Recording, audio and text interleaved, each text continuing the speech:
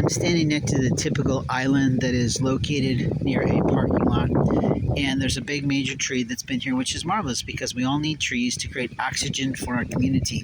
We also need plants to help do that. My concern is that there tends to be really small plants that are showing up. Now, either it's a sprout off of this plant here, as my late mother, a double-belted master gardener, would say, or there's other types of weeds that look a lot like poison oak and poison ivy to me. My concern really comes from the other day when one of the gosling sets of families was around this particular tree. And I'm not sure what happened, but all of a sudden, one of the goslings that hadn't quite fully matured yet to having full plumage and full wings was doing literally flips. And I don't know about you, but you don't usually see goslings doing total flips as if they're acrobatics. And all of a sudden, she literally keeled over, and God said to me, quickly put on your gloves and pick him up immediately, because he's going to pass and he shouldn't pass alone.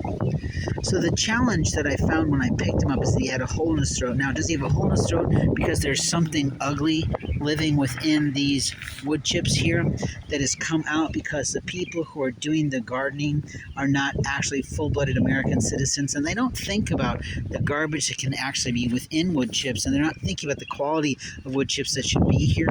Because my late parents were both double-belted master gardeners that got that from the 4-H grounds in our community to learn how to better garden and take care of their home, and they did a lot of studying and something passionate that my mother was really big on. But I have to say, I'm concerned that our young gardeners and our foreign gardeners don't give a shit about what goes into our lands and eventually can go elsewhere with you and me.